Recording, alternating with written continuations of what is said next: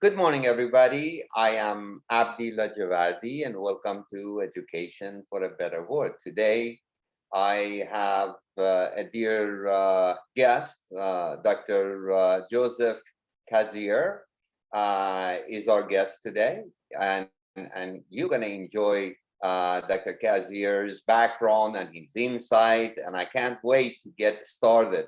Welcome, Dr. Cazier. How are you? I'm doing great, Abdi. Thank you for the invitation. I'm excited to be here. Wonderful, wonderful. Why don't you start with giving our audience a background about you? Where were you born and how did you get to be Dr. Cazier? Well, very good, Abdi. So I was born in Eastern Washington and grew up there for, the first, 17, 18 years of my life. Between there, Oregon, Utah, and Arizona are most of the states I lived in when I was younger. And I've got degrees from most of those states. I started out working in the biotech industry, did some research mostly related to plants and genetics and a little bit of chemistry for one of the global biotech firms, and that was exciting. And I really also had a fascination with technology in particular from a young age. In fact, even back in the 80s, I was what I would consider a teenage hacker. That was pre-internet for most of us, but nonetheless, there were certain things that you can do. And I enjoyed computers. I believe I had my first one when I was still in junior high back in the early 80s. And just developed a love of technology. And so when I went to university, I ended up studying the intersection of science and technology. And so that was my first bachelor's degree, was really looking at that intersection of, genetics, chemistry, biotechnology, the environment, and then computer technology and kind of how they fit together with, precision agriculture and data and other things. And I was quite excited there.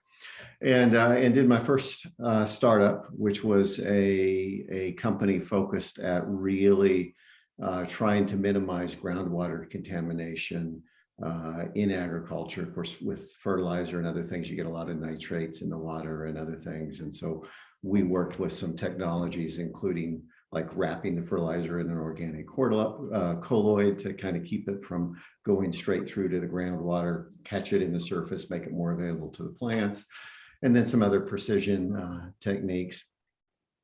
And then eventually I had been preparing to go on and do graduate work in biochemistry, was accepted to a nice program with a full scholarship. And at the research lab I was working at the time, all the other PhD scientists I was working with said, well, Joseph, it takes a MBA to move up in this organization, and all of us with PhDs are going to night school to get one. So why don't you just jump to the head of the line and go get an MBA? And I thought, well, okay, that's interesting. So I did, and I went the MBA route. And while I was doing my MBA, they launched a concentration in information systems during my first year there. And I said, well, hey, I love computers. And so I jumped into that, loved it, got involved in another startup or two along the way, and taught for a little bit at a small private college. Technology classes, loved it, and decided to go on and do a PhD because I enjoyed education and teaching. So I went to Arizona State, then one of the top 20, as it is now, programs in my discipline for a doctorate, where I studied information systems, a little bit of privacy and ethics as it relates to that, and security in some of those areas, and quite enjoyed that. I did another startup while I was also in parallel working on my doctorate. And then when I graduated and started looking around for work, I found a nice little mountain town that reminded me of home in North Carolina. This had the middle of the Appalachian Mountains, reminded me of Oregon and Washington and Utah having mountains around them in that area. I thought it'd be a nice place to live. And so I've spent the last 18 years there, and I've had various roles. I started out building an information security program and running the lab on information security, wrote a book, Hacking to Learn, and was really enjoying that when the dean asked me to become the associate dean and manage graduate programs and research. And so I directed the MBA program. I created a master's in data analytics and data science, and also managed some of the research. And I did that for 5 or 6 years. I had growth in that program from the new initiatives and other things that we did, including the development of one of the early sustainable business MBA programs in the country, and really with that green focus, which I'm quite proud of, and that's still doing well, more than a decade later after we started it. And then from there, after launching the master's in data science, I convinced the dean that if we're going to have programs in data science, we need real world data science opportunities for our faculty and students. And so I founded a research center, research and outreach, research and education center, devoted to doing data science for good. In fact, our motto was we screened all our projects by it had to advance one or more of the United Nations Sustainable Development Goals, which most of the countries in the world have agreed were good things for humanity. And so we did.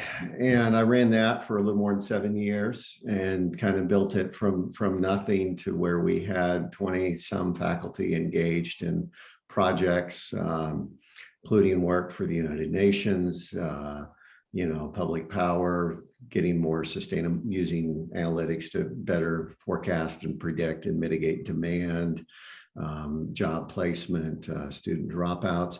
And I really got a lot of traction around analytics for pollinators, and actually became a partner in a company, HiveTrax, which makes software for beekeepers that's used in over 100 countries around the world. And we did various projects, and still am. Actually, we have several things going on around honey traceability.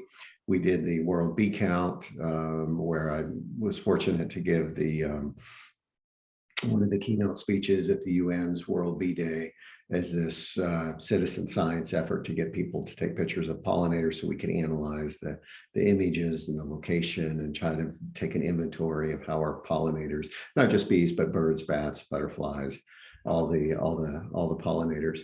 And that was quite an exciting project that got a lot of press.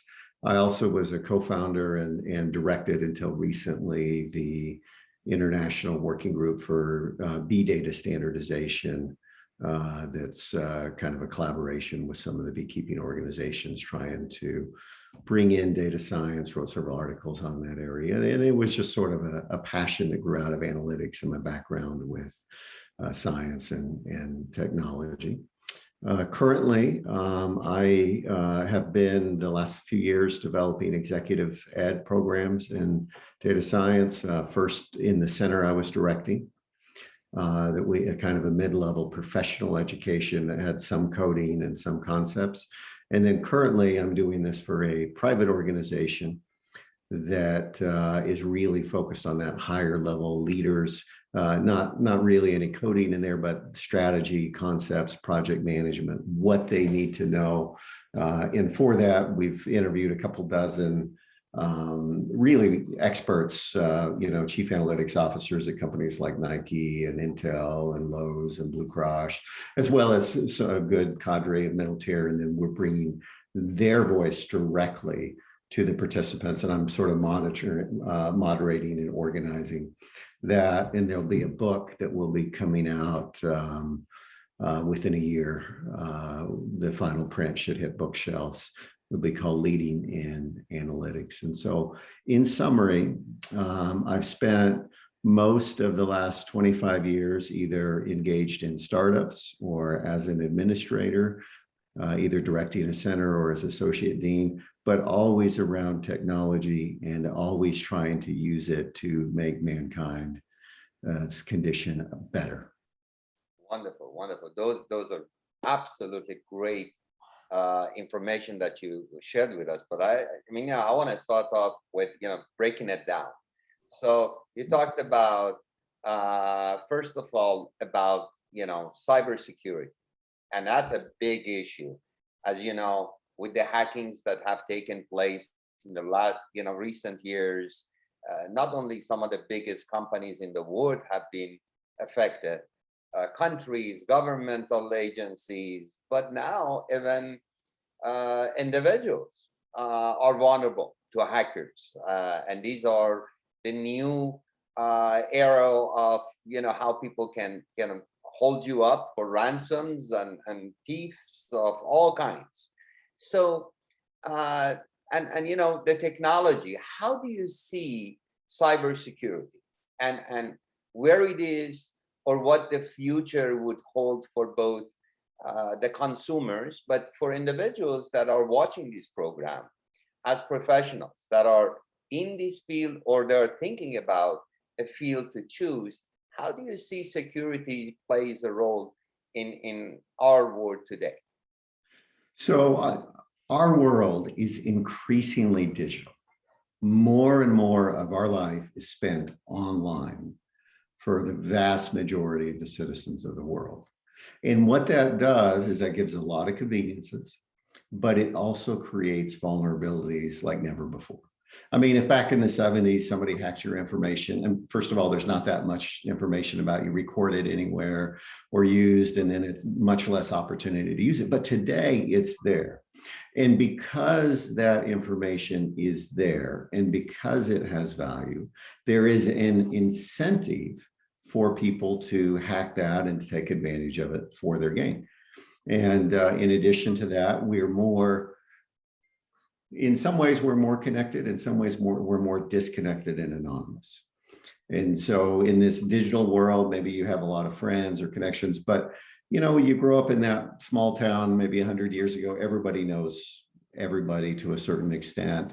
And it's harder to get away with bad behavior. But in a world where anyone can be somewhat anonymous, you lose that ability to kind of shame people into compliance because they can sort of hide what they're doing and be pseudo-anonymous in a world. The next thing that I think I want to talk about is the evolution of technology. So technology is a tool in and of itself. It's neither good or evil. It is what we make of it.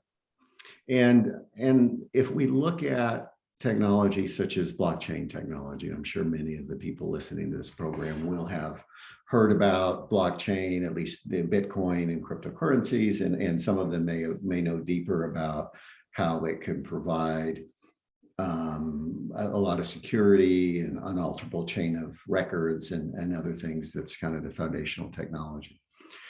And if you're talking about cybersecurity, that blockchain style technology is in some ways the best thing that has ever happened to security. And in some ways, it's the worst thing.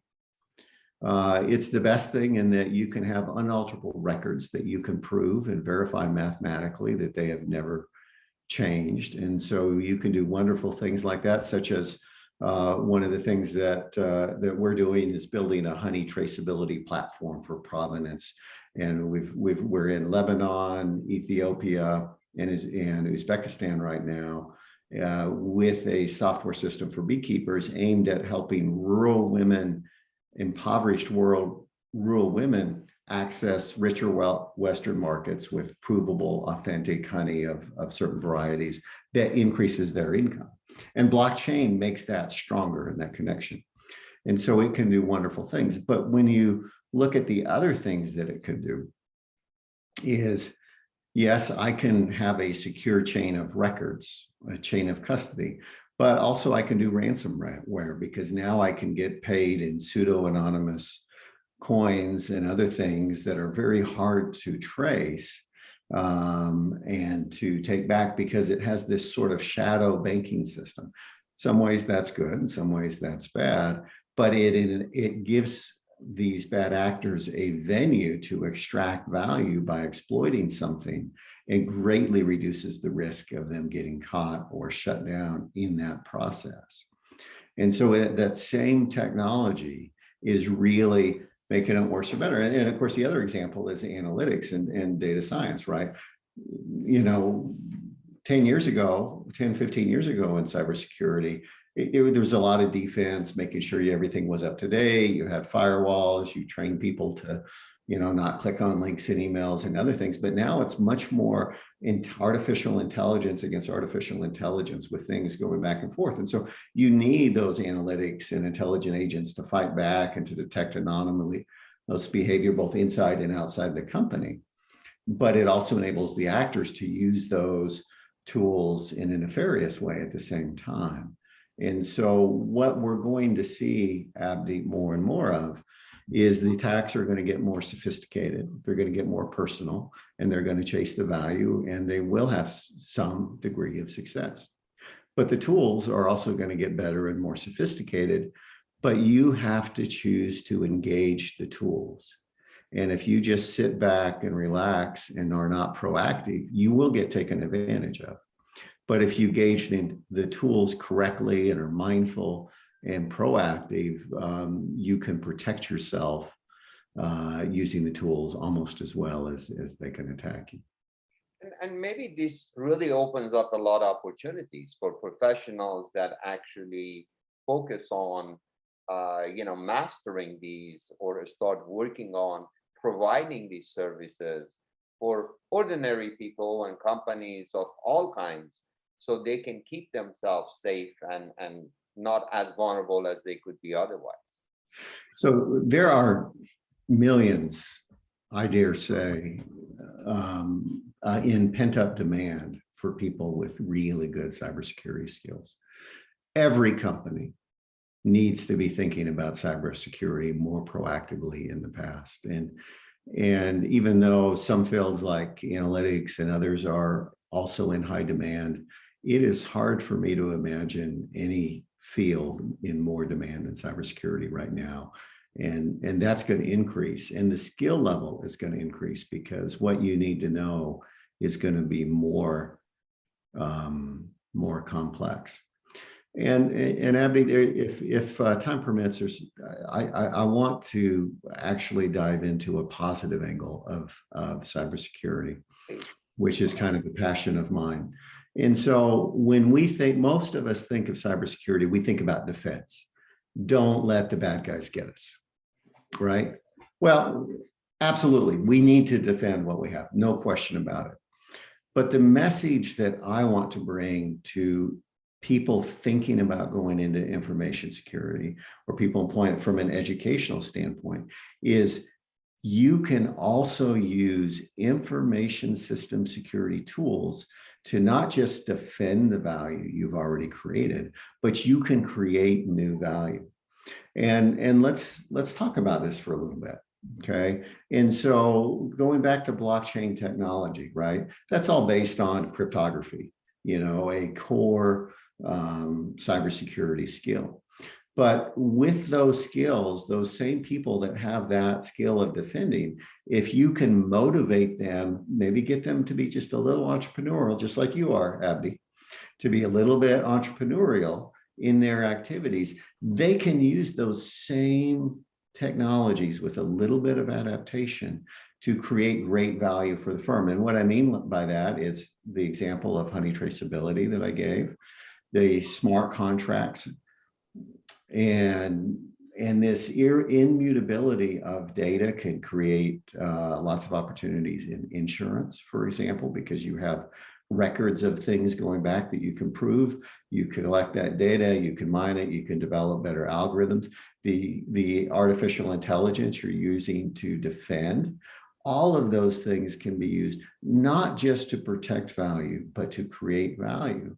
And what I would challenge companies, what I would challenge education providers, and what I would challenge cybersecurity professional is do offense and defense. Don't only do defense, but look at ways, how can this technology be adapted to not just defend, but to create value? And when companies realize that those scarce skills can do both, those companies will take off. And the demand for cybersecurity professionals that can hit both ways, creating value and defending value, will explode. And that is a golden opportunity for education to really teach those skills, because you got twice the market, right? You can market defense and offense. And I think smart educational providers will soon realize that, let's teach as much about the value that is created with these technologies as the defense. That's a very good advice. Thank you so much. And I think just like a sport analogy, you can't win championship with just one of the two. Defense is good, offense is necessary, but together is what wins you championship. And that could be a great way to look at these. Now, the second part I wanted to dive into is what you are doing these days, dealing with data analysis. Obviously in management, and everybody, you go and talk to, they all talk about analysis. Data makes you your ability to make better decisions. First of all, how did it happen that you had that much interest that you switched from being a technology driven individual, and then all of a sudden you saw application where you can use this technology to gather better data and use that as a platform for helping the companies, the society? You talked about these bees in the world and how important they are, to agriculture, to everyone's life in a sense.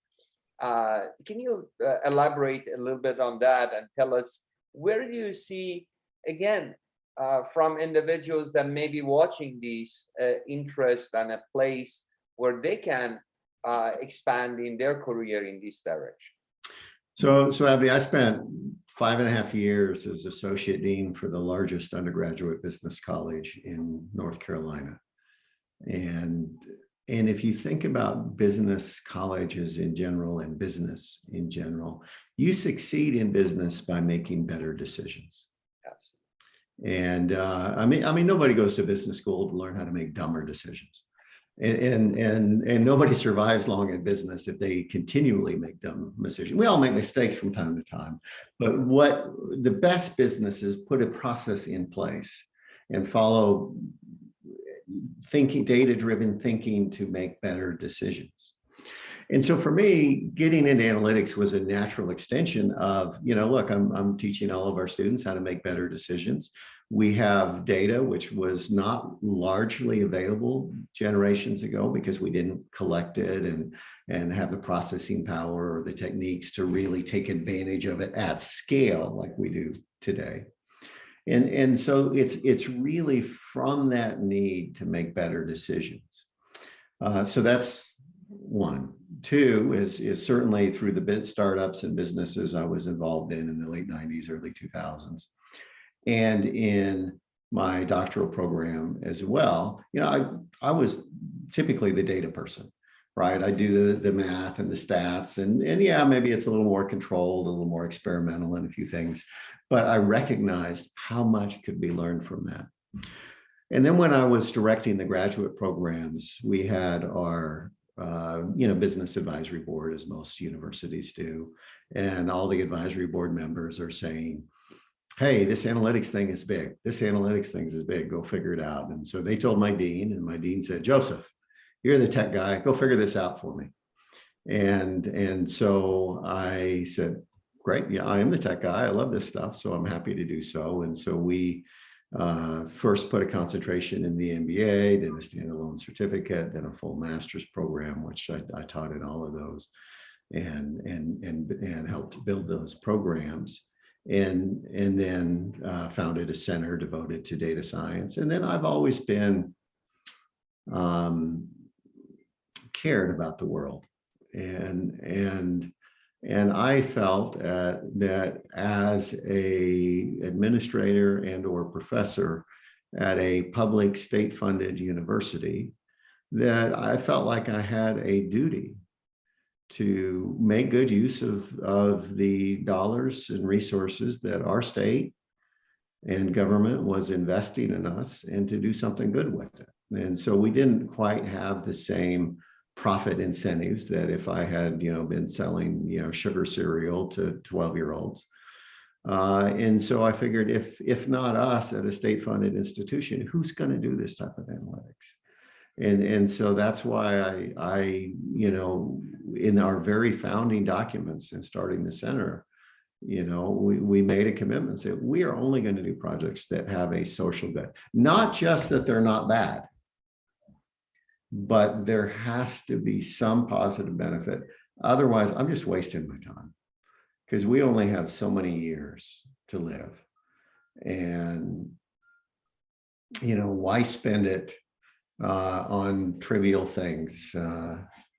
And so, sure, it's good to be profitable. It's good to make better decisions.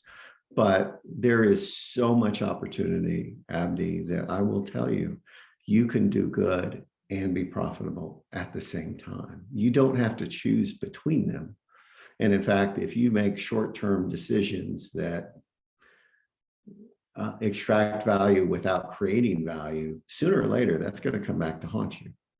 And so I would argue, not only can you do good at the same, but you can do good and do well. And if you don't, you sooner or later you pay for it, or society pays for it, somebody pays for it. And why live that way? No, and really, when you look at sustainability of anything, right, that's where you come into both profitability being important, because you need that fuel in order to be able to finance whatever it is that you're doing. But you have to have a value added for individuals, customers that are going to benefit from your product. So now I wanted to ask you about, you had a lot of experience, having a lot of, teachers and professors that you were exposed to as you were going through your journey toward your education. And then later on, you started working as a professor with other professors that you work with. And then as a dean, where you were responsible to bring on board and hire professors. So I'm really keen to ask you, what do you think is important to become a good professor? What is the qualities that a good professor, good teacher should have? And if somebody is doing this right now as a teacher, as a professor, is watching this, or someone is thinking about education being something that they want to pursue, give us some insight into what it takes to be a good professor, what it takes to be a good educator. So, as you know, there are different universities with different business models. Some of them are focused on teaching. Some of them are focused on more business practical skills, particularly some of the private education are more focused are, let's transition to a job. Others are more, let's give a broad education that they can grow on. And then there's others that are more research focused. And in fact, some of the Research One universities actually, many of them can almost make more revenue through their research than through their teaching activities. And so you do have to kind of match the institution. All of them provide or have the potential to provide value to society. I mean, certainly nobody would argue if some Research One university discovers the cure for cancer, for example. We'd all say that's a beautiful thing for society and worth every cent that was there. But what I have found in my experience is that the best professors line up well with the mission of their institution. And if they don't, if you're really an R1 research only mindset in a teaching school, you're not going to be happy. And if you're go the other way and you really care about teaching, but you're in an R1 environment with those incentives and pressure, you're probably not going to be happy. And wherever you are, if you're not happy, you're likely not going to be successful. It's just going to drag you down. So first of all, you got to fit. You got to find a fit to the type of institution that is a good fit for your skills and interests and what you're good at and so forth.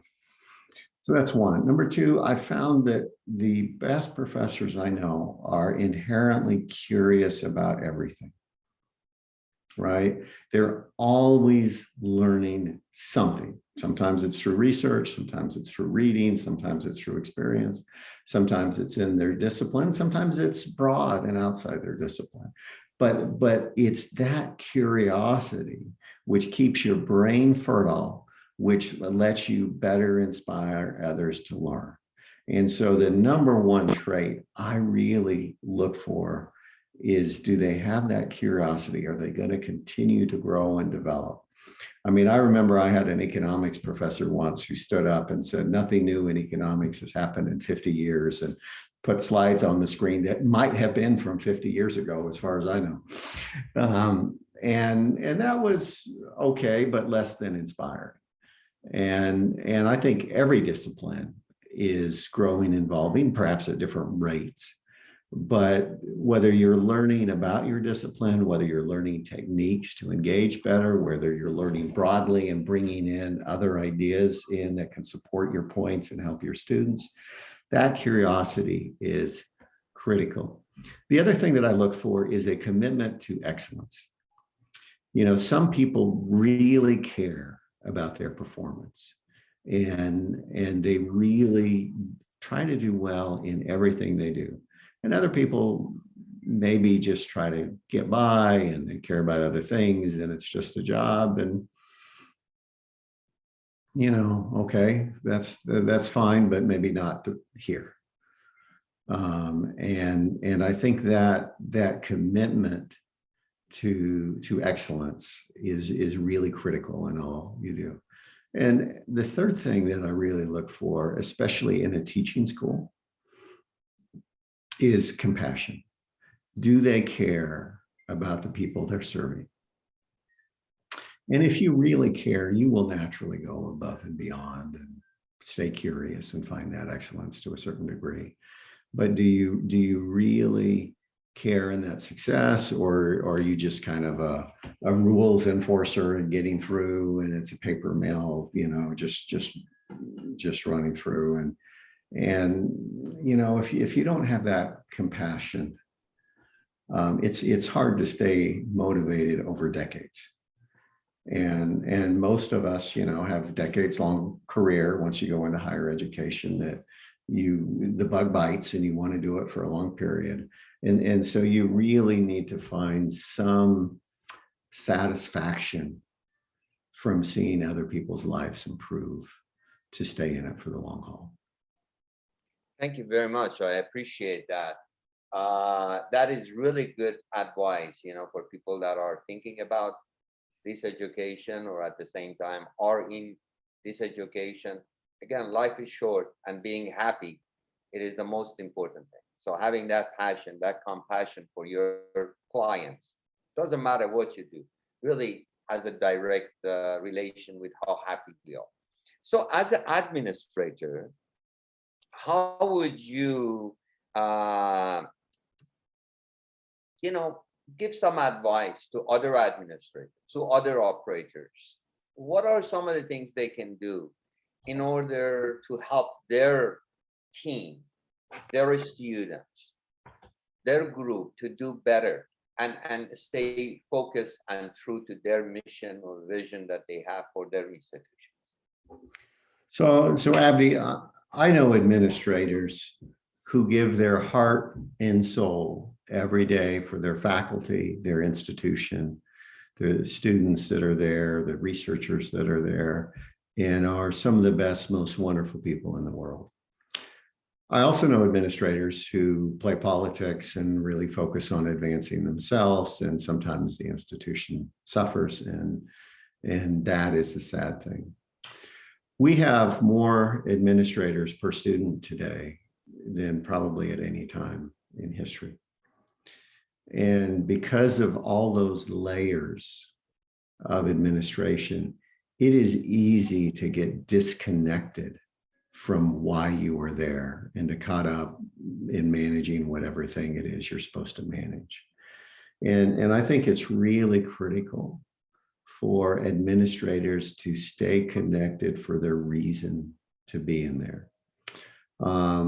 As somebody in technology and a little bit on the nerdy side, I don't like politics that happen in organization. Now, I understand where there's people, there's politics. But I have seen too many organizations care more about the politics than the people. And when you cross that threshold where you care more about the politics than the people that your institution serves, then bad things are on the horizon. It's just a fact of nature. And so I think if you stay focused on the mission, if you stay connected to the reason you exist and stay true to that, then you will excel and your institution will do well. You still need to be aware of politics so you can watch for and fend off anything nefarious that could be coming your way.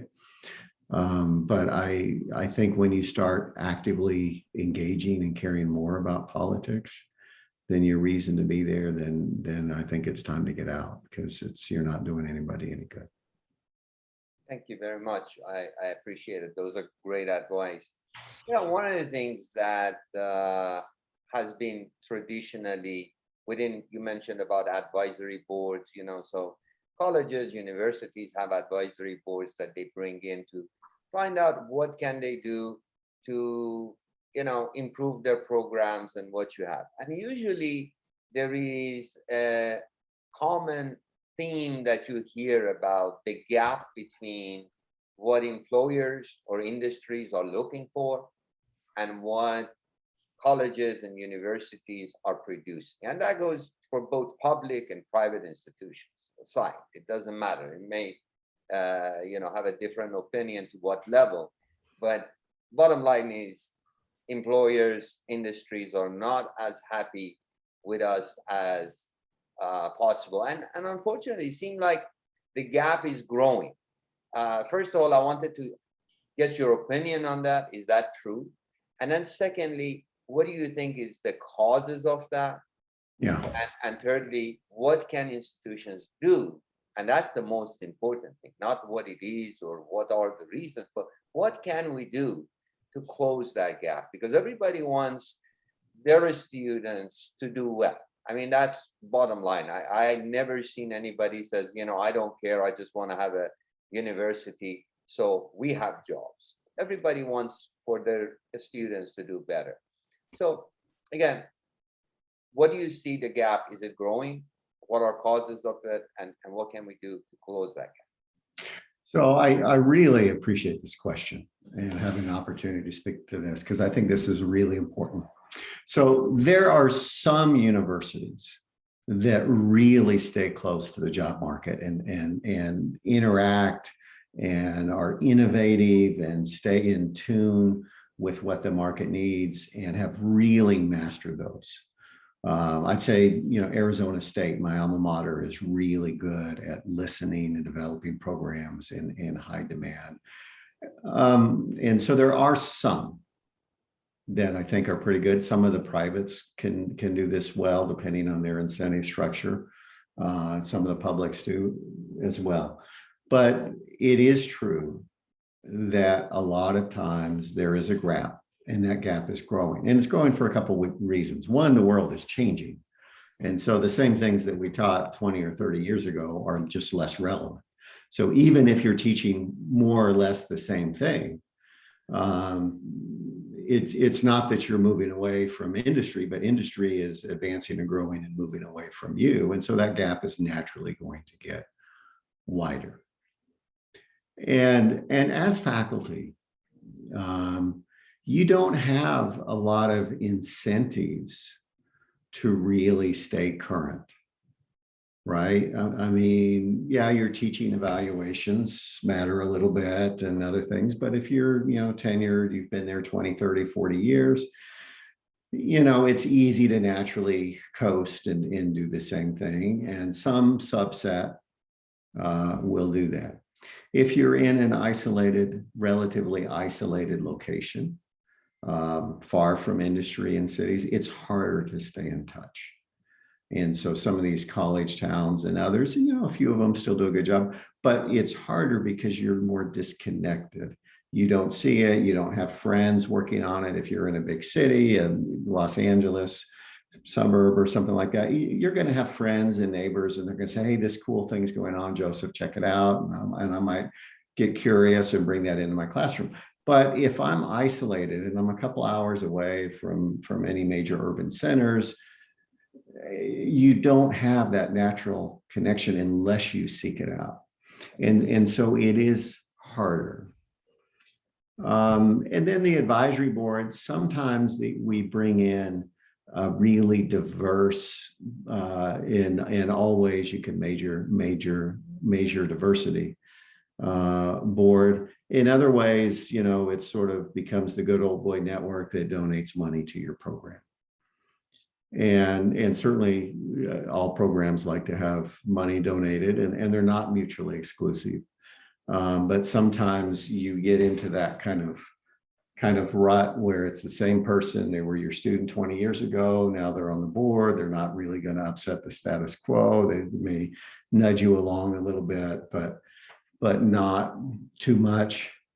And so if you really want to stay current, my advice would be, number one is you need to find ways to engage your faculty. It could be faculty internships. It could be real world projects like we did in the center I was directing. It was all, a lot of it was real world projects where you go into a business, you do some consulting through the university channels, you engage professors and students, and you all grow and you stay current and you do a valuable service to the community. It's easier to do in a city than in an isolated area, but even at my university, 2 hours away from a major city, we still found ways to do that and to do that successfully. So it can be done if you have that initiative. I think your advisory board should mirror the industry in the geographic regions that employ your students when they graduate, right? And so, for example, where we had data science programs in North Carolina, SAS is headquartered in North Carolina and is a very popular data science tool. And so in North Carolina, there's a lot of jobs for people that can program in SAS. And so we partnered with them on some of our programs because it made sense, because 70 or 80% of our students stayed in the 3 or 4 states around, and there was a lot of jobs. Out west, that would probably not be a good choice because there's a lot more open source culture and tools and different things here. And up in the Northeast, there's different tools as well. And so really you have to figure out, well, where are my students going to go? What are the skills relevant for that market, where they're going to be at? And then match. And each university is going to have a little different portfolio depending on the industry makeup and where the students are going to go and so forth. And that's going to vary a little bit. And then, a lot of professors do research, even at teaching schools. They'll generally have some research requirement, at least that master's level, middle tier. And research can keep you relevant. But so much research is increasingly isolated and narrow focused and not relevant. And Abdi, I'm really sad to say that some of the quote unquote best universities in terms of rankings focus on such a narrow set of publication outlets that are increasingly focused on maybe high quality but less relevant material. And there is some value in that in terms of grants and making sure the high quality advances the knowledge, but it's generally not super relevant to most of industry. It might be 10 years from now. I mean, some of the things they come up with, industry eventually adopts and learns from, but it's out there. And so I think if the university can value both that, we do need the theory advance, we do need the high quality, but both this practical outreach and consulting, if you could build that into your incentive system, so even a portion of your faculty engage there and build ways for students to engage with them to get that experience, that will distribute throughout. You know, I'll be having a discussion with somebody else and maybe they're more theory, and I'll say, well, here's what I saw in this last consulting progress, you know, anonymously and whatever else is appropriate. But then you can say, is there a way to learn from each other? And so you have to find ways to build in incentives to work with industry. And I think that's also very critical. Thank you very much. Now, last question I have is collaboration with other colleges and universities. Again, as some of the things that makes it really harder for one institution to do by themselves, but working with a group of other colleges and universities, sometimes it can be through the same associations or accreditation agencies, or even localities that can bring people together. And today, with the technology of the internet and how people can connect to one another from different parts of the world, these are maybe areas that could make those challenges a bit easier. What's your opinion on that?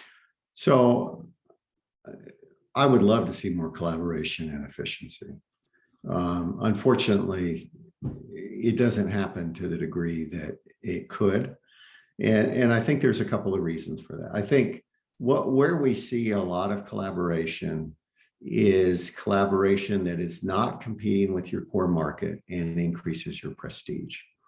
And so it's very common for most universities to have an international partner, right? The international partner isn't a direct competitor to their home market, but it's kind of a win, and you raise your prestige, you diversify, you meet some goals. And so universities will spend lots of money and resources to do that. In fact, I set up a joint master's program with a university in China. We sent students back and forth, did things, and it was wonderful. I loved it, and it was valuable to everybody involved.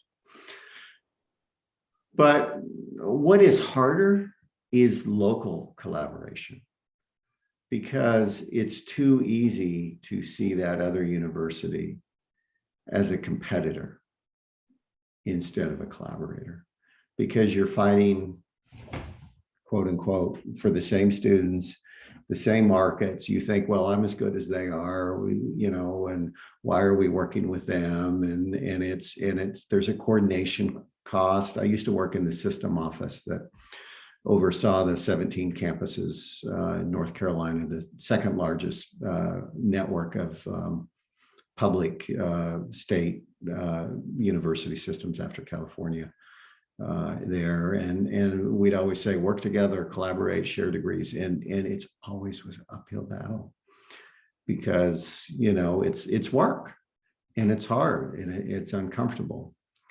Where I think it's a little easier, and where we've been talking about this for decades, but very few have done this well, is community college versus university collaboration is less competitive and could be more of a feeder. There's still some competition for the freshmen and sophomore, but that's sometimes I've seen that done well. But we've been talking about it since I was an undergraduate. I went to a community college, and it was all about, we have this articulation agreement with the big university, which I then transferred to. And that worked, you know, 30, 40 plus years ago. But, you know, we're still struggling to just do those basics.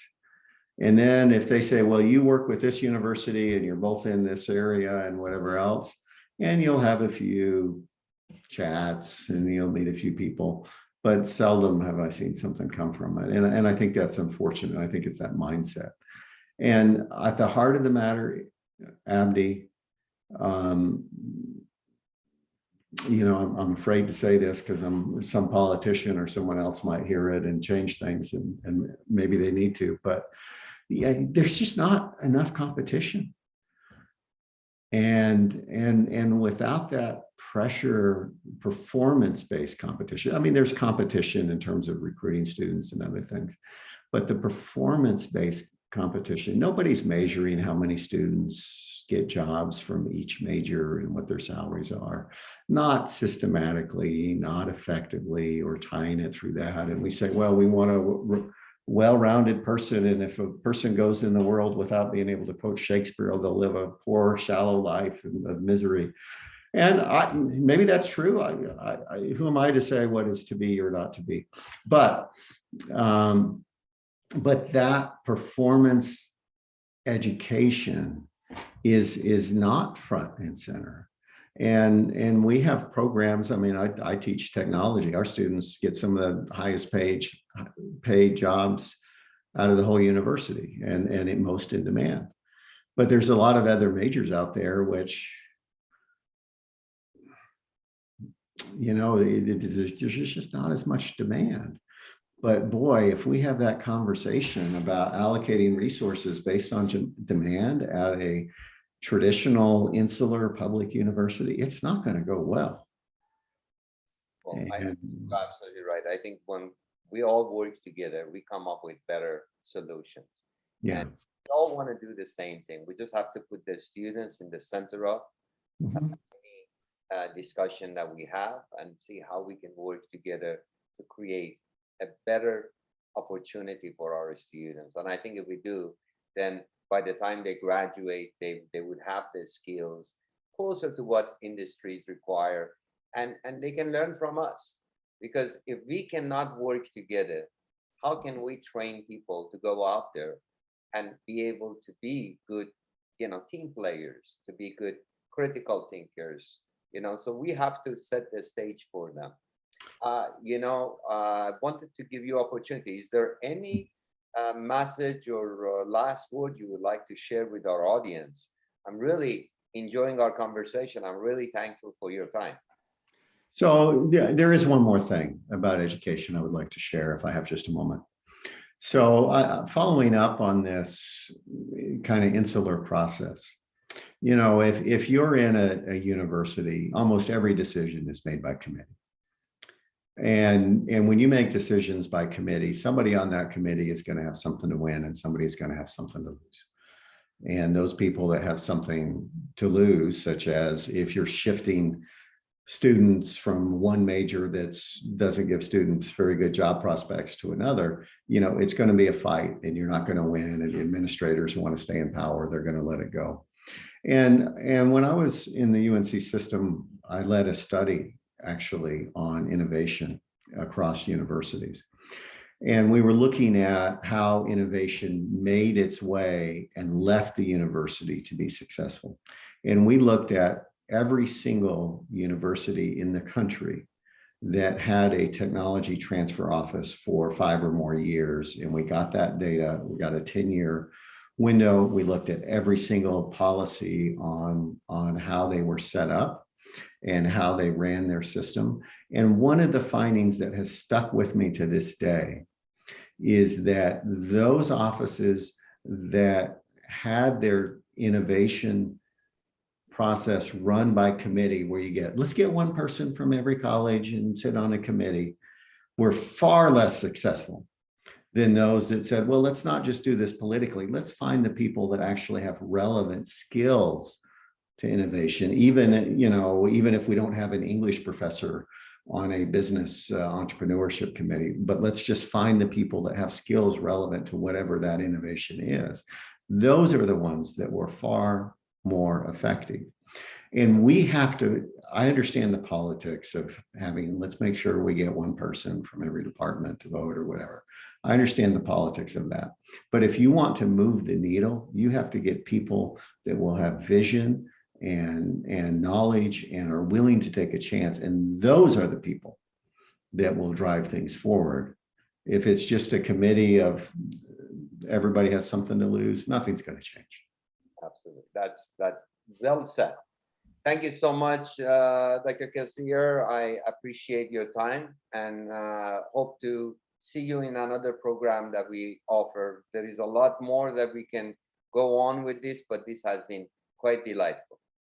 Abby, it has been my pleasure. I really appreciate the opportunity, and thank you, all of you, for listening today. I hope it was helpful. You're always welcome to reach out to me if you want to follow up on anything we talked about. Thank you so much.